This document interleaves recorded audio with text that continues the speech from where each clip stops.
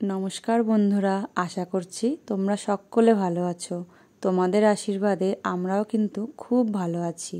ছেলেকে ঘুম পাড়িয়ে এখন আমি মেহেন্দি পড়ছি, আর আমিও ঘুমিয়ে পড়েছিলাম কারণ আমাকে অনেক ভোরে উঠতে হবে কালকে। সকলকে জানাই শুভ সকাল। আবার একটা নতুন দিনের সূচনা হলো। আশা করছি আজকে সারা দিনটা তোমরা আমার সঙ্গেই থাকবে। এখন ভোর 4টে বাজে, আর আজকে আমি এত সকাল সকাল উঠেছি তার কারণ আজকে করবা চৌথ, আর সারাদিন আমি আজকে উপোস থাকবো, একদম নির্জলা উপোসই থাকবো।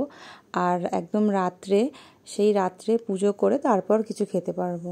তো সেই জন্য সকালবেলা এত সকাল সকাল উঠে খুব বেশি করে জল আর একটু পেট ভরা কিছু খাবার, যাতে সারাদিন আমার এনার্জিটা থাকে, তো সেরকম কিছু বানিয়ে নিচ্ছি নিজের জন্য।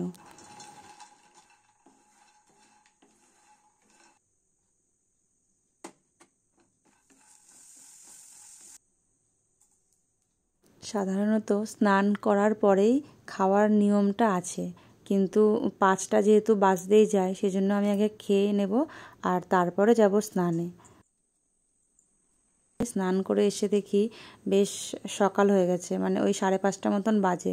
তো এখন আর আমি ঘুমাবো না, কারণ কি একটু পরেই সুরজিৎ অফিস যাবে। তো ওর জন্য আমি এখন সকালের ব্রেকফাস্ট আর দুপুরের লাঞ্চটাও বানিয়ে দেবো। আজকে লাঞ্চে ওকে দিচ্ছি ভাত আর বাটা মাছের ঝাল, ওদিকে ঝিঙে আলু পোস্ত, আর সকালের ব্রেকফাস্টে দিলাম কিছু ড্রাই ফ্রুটস আর পাস্তা। টাটা। সুরজিৎ অফিস বেরিয়ে যাওয়ার পর আমার ছেলেকেও স্কুলে দিয়ে এসেছি, আর এই সময়ের মধ্যে আমি একটু নেল পালিশ আর আলতাটা পরে নিচ্ছি, কারণ ওর সামনে এইগুলো একদমই পরা যায় না, কারণ ও খুব বায়না করে এই সমস্ত নিয়ে খেলা করার জন্য।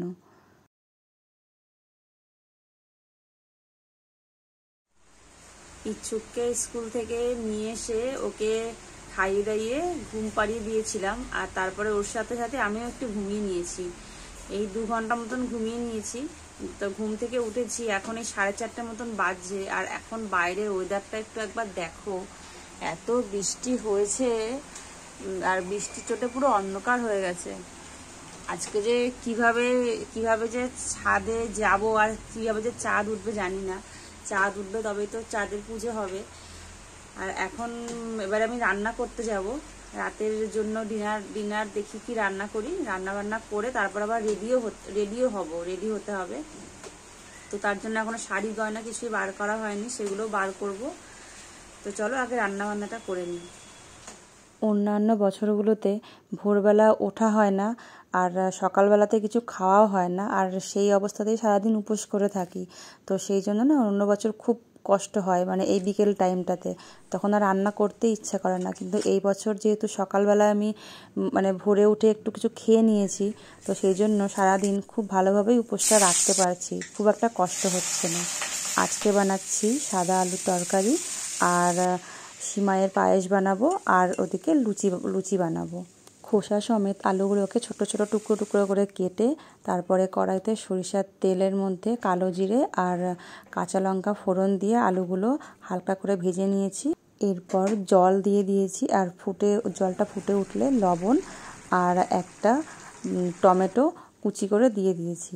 তারপর আলুগুলো যেই সেদ্ধ হয়ে গেল, অল্প একটু চিনি দিয়ে দিয়েছি, আর চিনি দিতে একটু মিষ্টি মিষ্টি হয়, খেতেও কিন্তু খুব ভালো লাগে এটা লুচির সাথে। এরপর বানাবো সিমাই।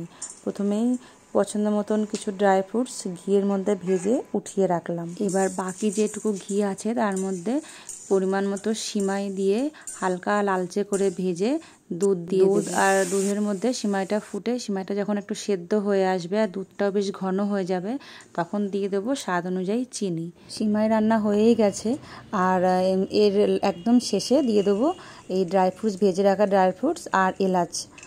আর আমি রান্নার ফাঁকে ফাঁকে কিন্তু আমার মেকআপটা কমপ্লিট করে নিয়েছি, চলো তোমাদেরকে দেখাই। মেকআপ আর চুল বাঁধা কমপ্লিট, এই যে একা একা বেঁধেছি। এবারে শাড়িটা পরা বাকি আছে, আর জুয়েলারিগুলো পরা বাকি আছে। আজ আমি লাল সাদা একটা শাড়ির সঙ্গে আমার বিয়ের যে ওড়নাটা আছে সেটা স্টাইল করে পরবো। আমার মনে হয় এমন অনেকেই আছে যারা ওয়েস্ট বেঙ্গলের বাইরে বেশ কিছুদিন কাটিয়েছে, তারা এই রিচুয়ালটার সাথে বেশ ভালোভাবেই পরিচিত, আর আমিও তাদের মধ্যেই একজন। চাকরি সূত্রে দিল্লি থাকাকালীন ওখানকার অফিসের বান্ধবীদের সাথেই প্রথম করবাচৌথ শুরু করেছিলাম। বলিউড মুভিগুলিতে যেমনটা দেখানো হয়, রাত্রিবেলা স্বামীর মুখ দেখা হয় চালনি দিয়ে, আর তারপর স্বামী জল খাইয়ে দেয়, ব্যাস কমপ্লিট। কিন্তু আসলেও কিন্তু এতটাও সহজ না এই ব্রতটা করা। সারাদিন অনেক নিয়মকানুন মেনে পুজো করতে হয়, আর এরকম সুন্দর করে সাজগোজও করতে হয়। আর সবথেকে বেস্ট পার্ট এটাই এই পুজোর, আমার কাছে তো সবথেকে ভালো এটাই লাগে।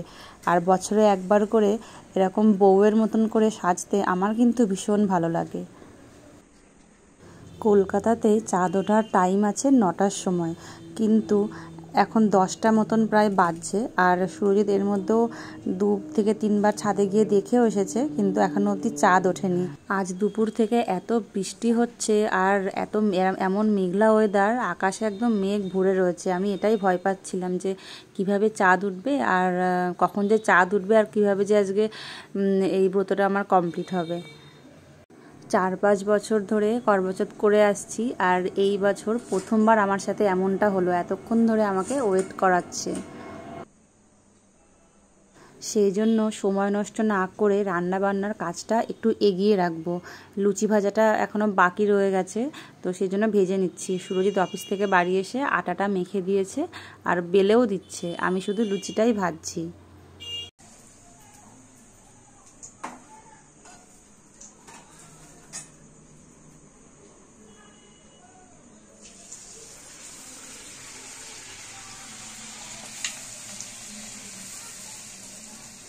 আলুর তরকারি আর সিমাইয়ের পায়েসটা আগেই বানিয়ে রেখে দিয়েছিলাম, আর এখন আমি একটু খাবারটা বেড়ে নিচ্ছি, কারণ কি ছাদে যেহেতু যাবই একটু পর, তো মায়েদের জন্য একটু লুচি, আলুর তরকারি আর একটু পায়েস দিয়ে আসবো। আকাশে যেহেতু মেঘ আছে, তো চাঁদ তো ওরকম অনেকক্ষণ উঠে থাকবে না, তো আমরা ডিসাইড করেছি যে আমরা ছাদে গিয়ে ওয়েট করব, আর তারপর চাঁদ হয়তো একটু 2-5 মিনিটের জন্য যদি বার হয় তো ওয়েট করব, দেখব যদি বার হয় তো সেই জন্য আমরা ছাদে গিয়ে এখন ওয়েট করছি। তো ভিডিও কলে ভাইদের সাথে কথা বলছিলাম, ওদের ওখানে চাঁদ উঠে গেছে, ওরা ওয়েস্ট বেঙ্গলের বাইরে আছে আপাতত। তো আমরা ভিডিও কলে দেখে পুজোটা করছিলাম, আর তখনই দেখি যে মেঘটা সরে গিয়ে চাঁদের দেখা মিলেছে, আর আমার মুখে তো সেই হাসি।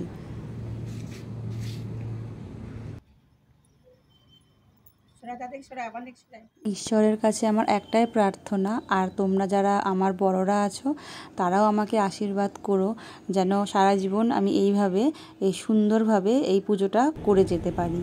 পুজো সম্পূর্ণ হয়ে গেছে, আর এবার আমরা নিচে যাব, কারণ কি ইচ্ছুককে খাওয়াতে হবে, রাত তো অনেকটাই হয়ে গেছে। এখন যদিও একটু মিষ্টিও নিয়ে নিয়েছে থালার থেকে, মিষ্টি খাচ্ছে। এখন আমরা যাচ্ছি নিচে, আর সুরজিৎ আমাকে কি গিফট দিল তোমাদেরকে নিচে গিয়েই দেখাচ্ছি।